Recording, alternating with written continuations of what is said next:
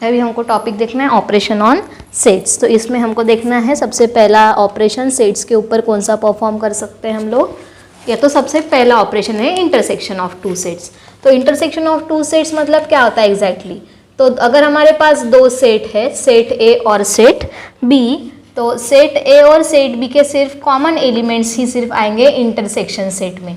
तो सपोज अभी हम लोग एग्जांपल देखते हैं, हमारे सेट ए में है नंबर 1 2 3 4 5 6 और सेट बी में है 2 4 8 6 9। तो इन दोनों का इंटरसेक्शन कैसे लिखना है, ए उल्टा यू बी, और करली ब्रैकेट में हमको क्या लिखना है, दोनों के सिर्फ और सिर्फ कॉमन एलिमेंट्स 2 4 6। ये क्या हो गया, ए इंटरसेक्शन बी, दोनों के सिर्फ कॉमन एलिमेंट्स 2 4 और 6। तो हाँ, इंटरसेक्शन ऑफ टू सेट्स मतलब क्या बोलेंगे कि only we have to write the common elements of A and set B. अब इसकी हमको अगर वेन डायग्राम निकालनी है तो कैसे निकालना है। तो वेन डायग्राम निकालने के लिए क्या करेंगे, दो सर्कल निकालेंगे और कॉमन एलिमेंट्स लिखे हैं एक दूसरे दोनों सेट के, तो एक सर्कल को दूसरे सर्कल के ऊपर क्या कर लेंगे, ओवरलैप कर लेंगे। तो यहाँ पे दोनों में कॉमन क्या है, 2 4 6। ये सेट ए है, ये सेट बी है। जो कॉमन एलिमेंट है मैंने वो ओवरलैपिंग सेक्शन में लिख लिया। ए में क्या एलिमेंट है, 1 2 यहाँ पे लिख लिया है, 3 4 लिख लिया है, 5 6 यहाँ पे लिख लिया है, 2 4 है, 8 एंड 9। ये हो गई डायग्राम हमारी वेन डायग्राम किसकी, अपना ए इंटरसेक्शन बी की। ए इंटरसेक्शन बी की डायग्राम में हमको क्या करना है, ओवरलैपिंग सेक्शन जो हमने किया दोनों सेट का, उसमें हमको कॉमन एलिमेंट्स लिख लेना है। मतलब ये एलिमेंट्स ए में भी प्रेजेंट है और ये एलिमेंट बी में भी प्रेजेंट है। अभी हमको देखना है, कुछ प्रॉपर्टीज देखना है इंटरसेक्शन ऑफ सेट्स की। ए इंटरसेक्शन बी का मीनिंग होता है B intersection B intersection A, sorry. तो A is a subset of B अगर है तो ए इंटरसेक्शन बी की वैल्यू क्या आएगी, ए। तो ये हम लोग एग्जांपल से देखते हैं। अगर ए हमारे पास 1 3 4 है और बी की वैल्यू है हमारे पास 2 3 4 5, तो आपको दिख रहा होगा कि ए के जो सारे एलिमेंट्स मतलब ए के जो सारे एलिमेंट्स है वो किस में प्रेजेंट है, बी में। यहाँ पे 2 था तो वो 2 नहीं चलता था, कॉमन हमको सबसेट दिखाना है ना। तो 1 3 4 5, चलो यहाँ पे और एक एलिमेंट लिख लेते हैं 6, ठीक है। तो ए के जो सारे एलिमेंट है वो बी में प्रेजेंट है। तो अगर सबसेट है बी का, तो अगर हम ए इंटरसेक्शन बी की वैल्यू निकालेंगे तो कॉमन एलिमेंट्स ही आएंगे। कॉमन एलिमेंट क्या है दोनों में, 1 3 और 4। ये एग्जैक्टली सेम है सेट ए से। इसका ही मीनिंग होता है अगर ए सबसेट है बी का, देन ए इंटरसेक्शन बी का आंसर क्या आया, सेट ए ही आया। नेक्स्ट हमारी प्रॉपर्टी, अगर ए इंटरसेक्शन बी जो है हमारा इज इक्वल्स टू बी है, ठीक है। तो बी किसका सबसेट रहेगा, ए का। और ए इंटरसेक्शन बी अगर सबसेट है ए का, और हो सकता है क्योंकि ए इंटरसेक्शन बी में कॉमन वैल्यूज रहती है, तो ए इंटरसेक्शन बी ए का भी सबसेट होता है और ए इंटरसेक्शन बी का भी सबसेट होता है। उसके बाद A intersection of A complement, ठीक है। A intersection of A complement, तो उसमें कोई भी चीज़ ए और ए कॉम्प्लीमेंट में कॉमन नहीं रहेंगी, इसलिए उसका आंसर क्या आएगा, 5, मतलब null set. A intersection A का आंसर हमेशा ए ही आएगा। ए इंटरसेक्शन 5 का जो आंसर है वो 5 आएगा, क्योंकि ए इंटरसेक्शन नल मतलब दोनों में कॉमन कुछ भी नहीं रहेगा, तो उसका आंसर आएगा नल सेट। डिसजॉइंट सेट में अगर हमको दो सेट दिए हैं तो ए और बी, तो हमको डिसजॉइंट सेट मतलब क्या होता है वो देखना है। डिसजॉइंट सेट में एक भी चीज़ कॉमन नहीं आनी चाहिए, एक भी एलिमेंट कॉमन नहीं आना चाहिए डिसजॉइंट सेट में। यहाँ पे दिख रहा होगा सेट ए में 1 3 5 6 है और सेट बी में 2 4 8 है, तो एक भी एलिमेंट इसमें दोनों में कॉमन नहीं है। ऐसे सेट को हम बोलेंगे डिसजॉइंट सेट्स। तो डिसजॉइंट सेट्स की डायग्राम जो है वो कैसे निकलेंगी, वेन डायग्राम। सेट ए अलग लिखेंगे और सेट बी अलग लिखेंगे। सेट ए में 1 3 5 6, क्योंकि कुछ भी दोनों में कॉमन नहीं है तो उसको ओवरलैप करने की ज़रूरत है नहीं। दोनों के सेट्स हम कैसे लिखेंगे, अलग अलग लिखेंगे अगर उनकी वेन डायग्राम ड्रॉ करनी है हमको तो।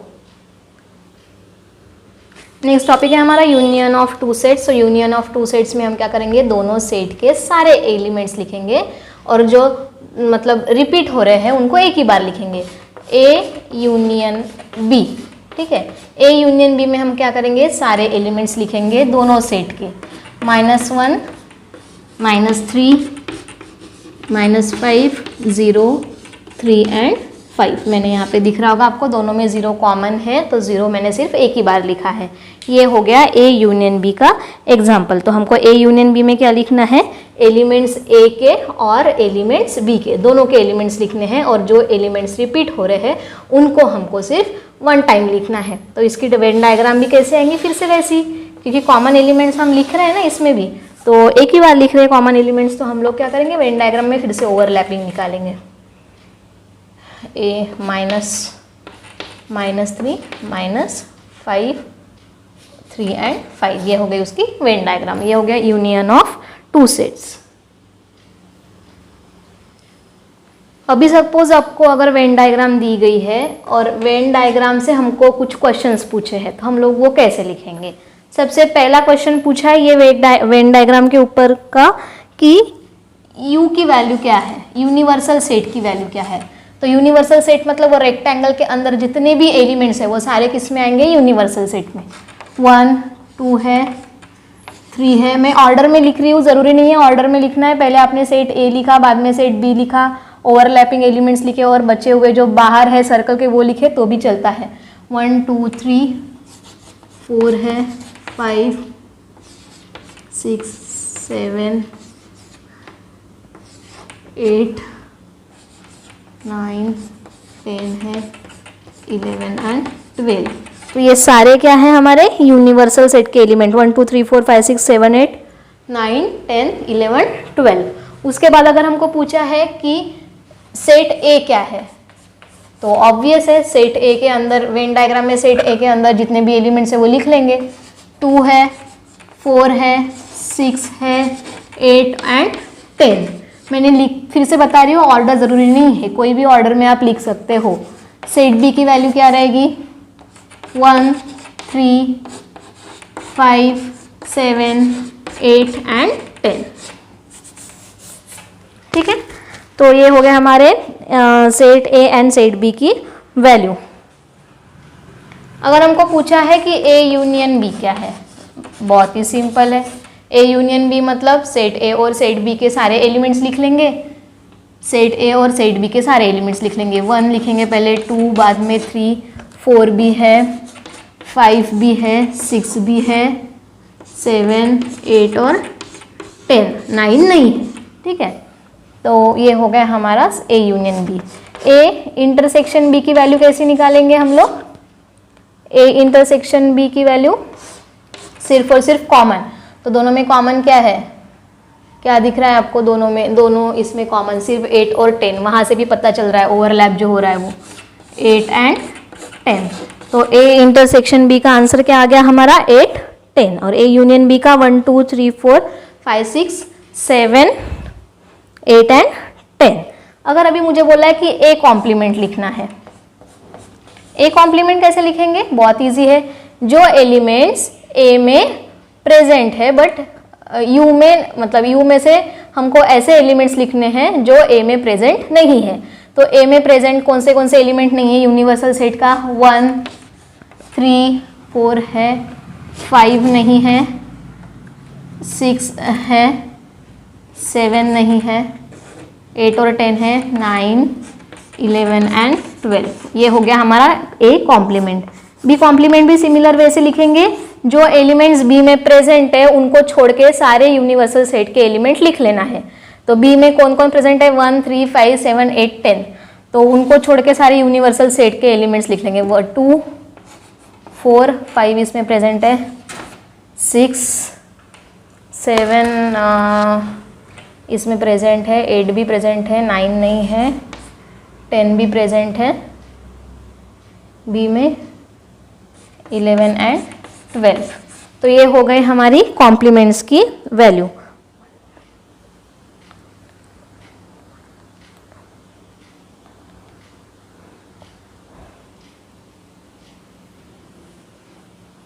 अभी सपोज हमको A यूनियन B का कॉम्प्लीमेंट पूछा तो कैसे लिखेंगे, बहुत ही ईजी है। A यूनियन B का कॉम्प्लीमेंट, इसमें कौन से एलिमेंट आएंगे, जो A यूनियन B में है उनको छोड़ के यूनिवर्सल सेट के एलिमेंट्स लिखेंगे। A यूनियन B में कौन है, 1 2 3 4 5 6 7 8 10, तो 9 11 12 जो है वो प्रेजेंट नहीं है बट वो यूनिवर्सल सेट में है, तो 9 11 12 ये किसका आंसर आ गया, A यूनियन B के इंटरसेक्शन का। अभी वैसे ही A इंटरसेक्शन B का अगर मेरे को कॉम्प्लीमेंट निकालना है तो यूनिवर्सल सेट में से सिर्फ 8 और 10 को छोड़ के सारे एलिमेंट्स लिख लेंगे। ऐसे ही इसी वे से अगर हमको वेन डायग्राम दी गई है तो हम सारे क्वेश्चंस के आंसर इस टाइप से लिख सकते हैं।